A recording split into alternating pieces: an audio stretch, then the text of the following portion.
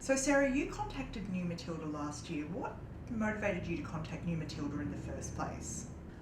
I think reading about what happened to Tina and seeing the likeness to what happened to me during my job interview, and then worrying that she would be disbelieved or humiliated, I wanted to contact New Matilda and just to say, from my experience, what she said is the truth.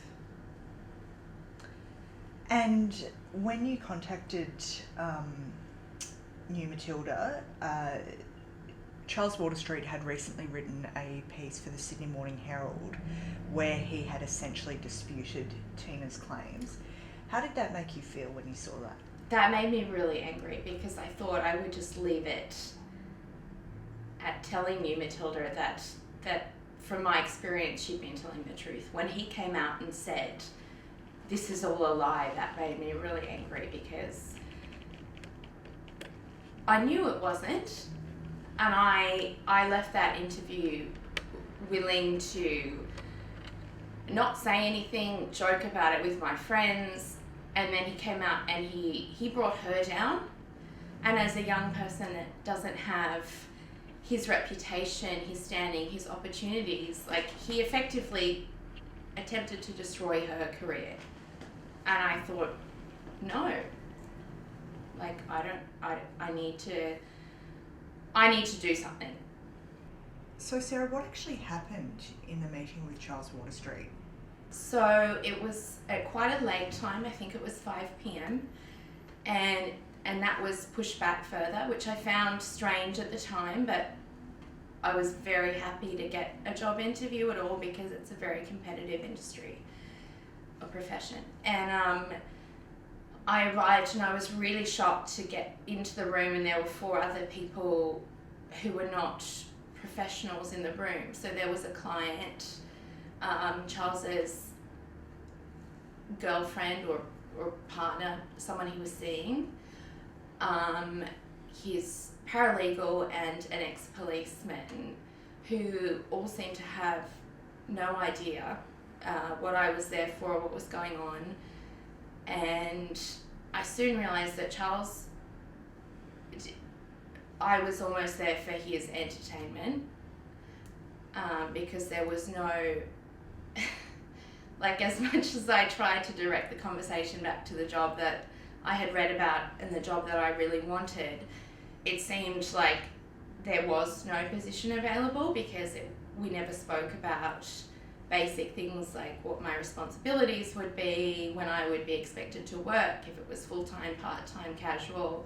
Nothing like that was just discussed, despite the fact that I asked quite several times. And his paralegal had to point out when he hired me on a pro bono basis that it was for a paid position. So at that point, I really doubted the authenticity of the advertisement.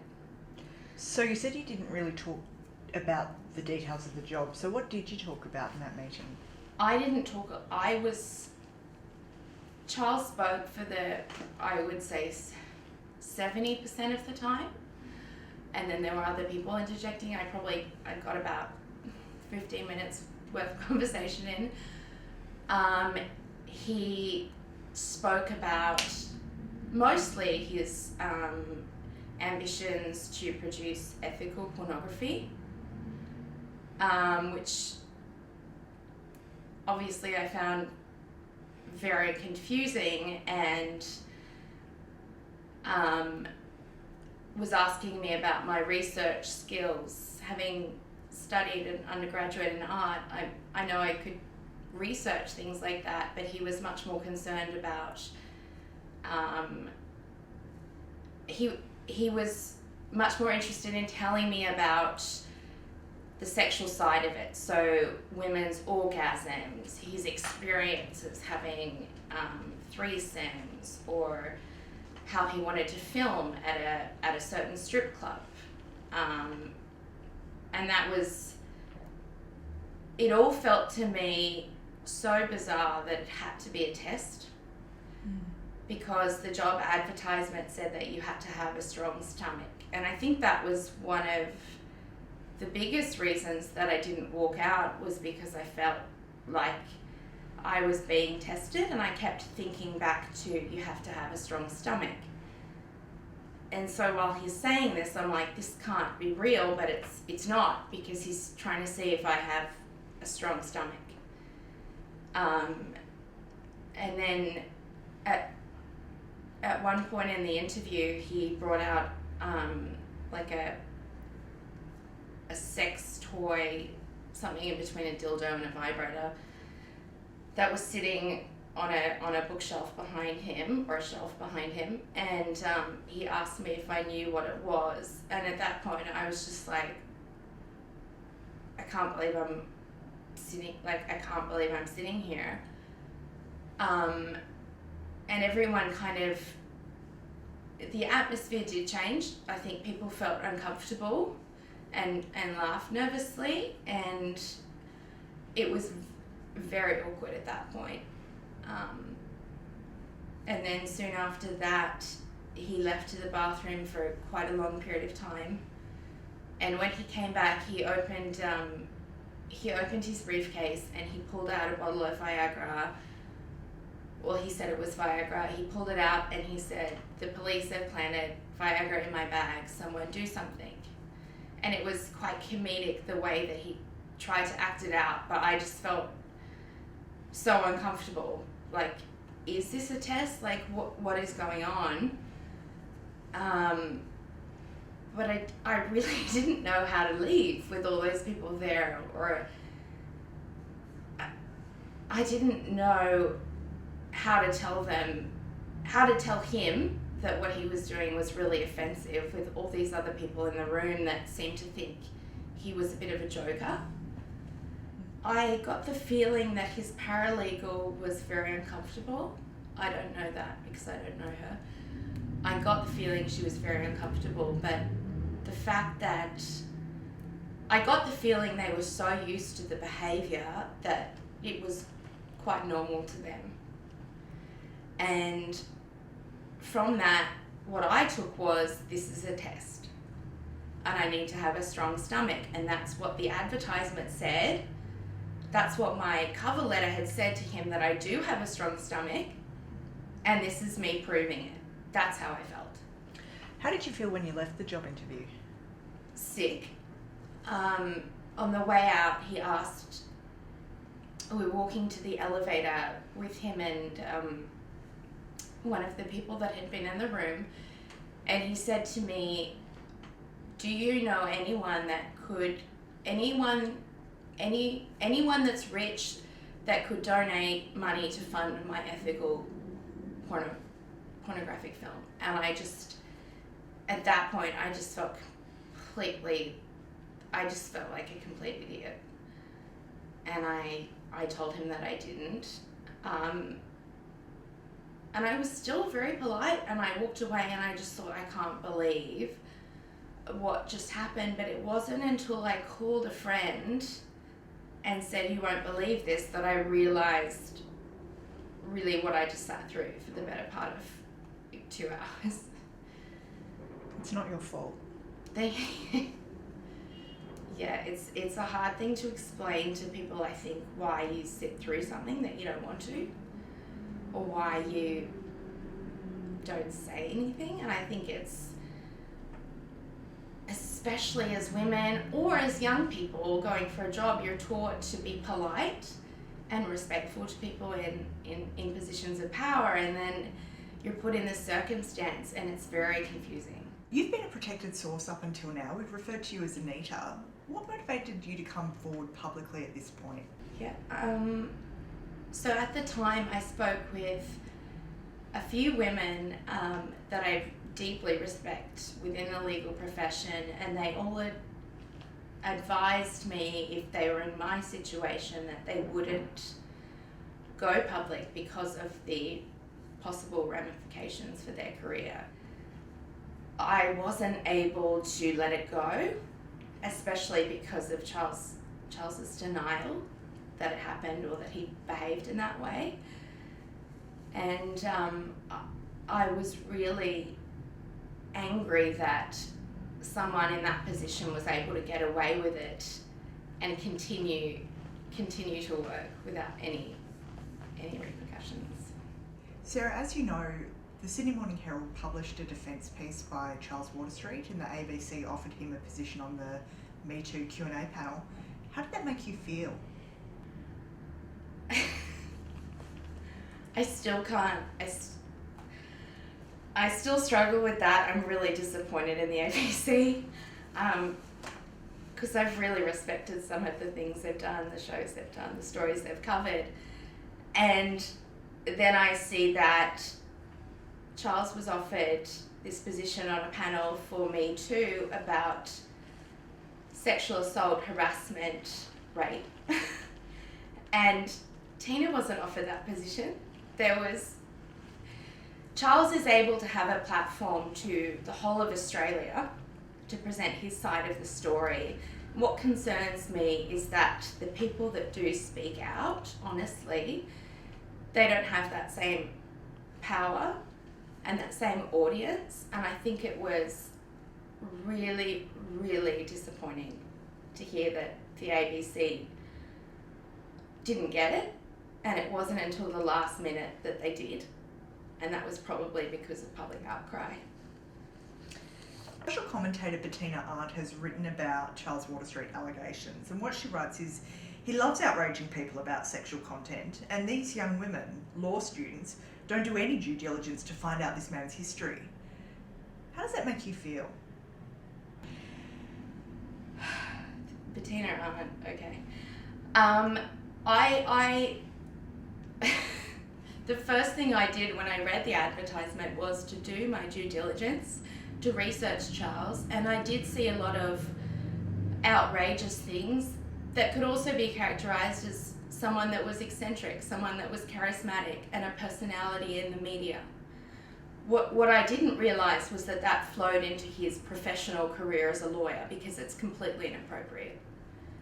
I mean, it's none of my business what Charles does in his personal time, but I don't want to be subjected to that in the workplace. So I definitely did do my due diligence. I knew most things about him.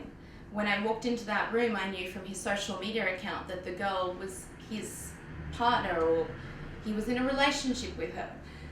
I was completely unprepared for the behaviour that followed, because I've never experienced it in my life.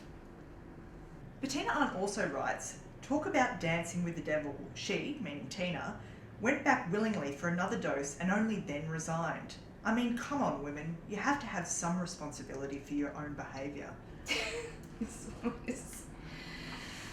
Okay, I think that if I had been in Tina's position, I would have done the same thing. I walked away with the same book saying, welcome, what I thought said, welcome aboard. And as law students in a very competitive industry that's very difficult to get into, you're quite desperate, which makes you very vulnerable. And in any other job interview, I guarantee that I would have walked out, but the situation was so strange and like nothing else I'd ever experienced in my life that I didn't know how to react, and I thought possibly it was a test. So I think Tina going back is quite reasonable, given that his advertisement said you needed a strong stomach. It did feel very much like a test, and I feel like if I had been in her position and had gone back, if I had then realised that it wasn't a test, that would be my first instinct, is to walk out just like Tina. I think from her far removed position behind a keyboard, it's very easy to have an opinion about something that you haven't personally experienced. Have you and Tina ever met? No. Sarah, you've joined the Complaint to the Bar Association. Why did you decide to do that? I think that was always the most important thing for me, was that Charles needs to be held accountable for his behaviour. As law students, we do a subject called the legal profession, where we are taught that we are held to a higher ethical standard than most other professions. And we need to, when we go for admission, we need to report everything we've ever done in our lives that is dishonest or does not reflect well on us, even if it's not, a criminal offence. So I feel like if we are going to be held to such a high standard, then he needs to be too. I feel like it's really difficult to get into the industry. It's really difficult to get into the profession. And once you're in, you can be a bit of a cowboy, and it's quite difficult for anyone to hold you to account. Sarah, Charles Waterstreet is re-advertising. How does that make you feel? I was not aware of that. Look, that's the exact reason that I came forward, is because this has to stop. I don't want any other person to go through what I went through, especially if someone was younger than me and didn't really understand. I just feel like it would have so much more of an impact. I think the fact that he was able to advertise on a university platform for such a long period of time is quite difficult to accept. I don't know how it was regulated, but it was obviously not done very well. So Sarah, did you have any future contact with Charles after that meeting? Yes, I walked out of the interview, I went home and I sat down with my dad and I said, it was the first and only interview I've ever gone for a legal position. So I had gone in prepared, having researched Charles's previous cases, anything that I thought I might need, which was a complete waste of time. And I went and I sat down and my dad asked me how did it go, and I almost felt embarrassed. And I said, I think what happened was that I was being tested because I had to have a strong stomach. And so I explained to my dad what had occurred, and I said, it can't be, it can't be that that's just someone's behaviour. This has to be some kind of test. And my dad actually agreed with me and said, there's no way that someone would behave like that unless they were, trying to see if you could hack it in criminal law. And so we both agreed that I should write an email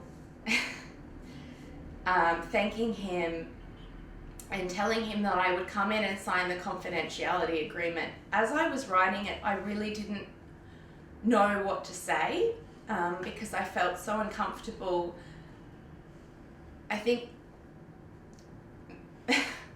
maybe there was some sarcasm underlying it when I said, thank you so much. It was certainly the most fun I've ever had, because I had no idea what else to say after having been shown a vibrator, Viagra, being asked to research ethical porn and donate to the cause. I was completely speechless. I never heard back after sending that email, and I never went in to sign a confidentiality agreement. In coming out publicly now, what are you most worried about?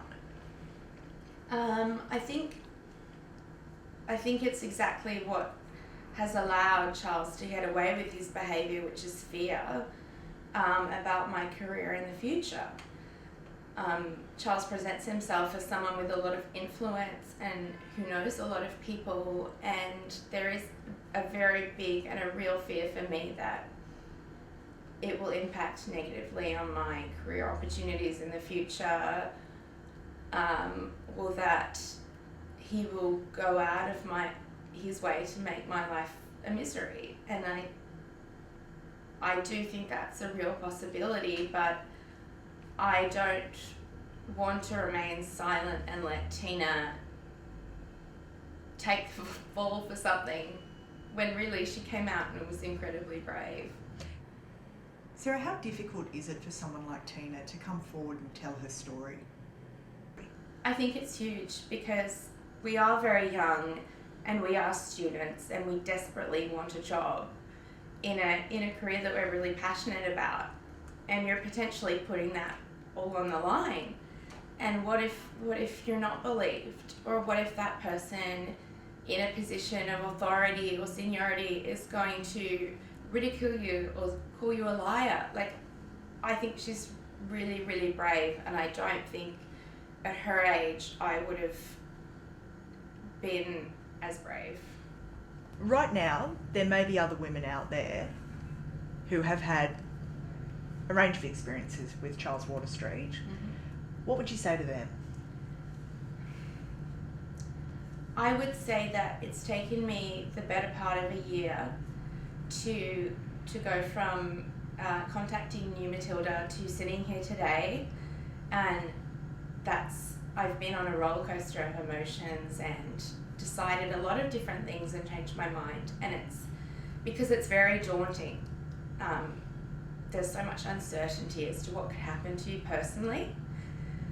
I would say that it's very empowering to tell the truth and to know that your family, your friends, and a good group of people behind you believe in you, and know that what you're saying is the truth.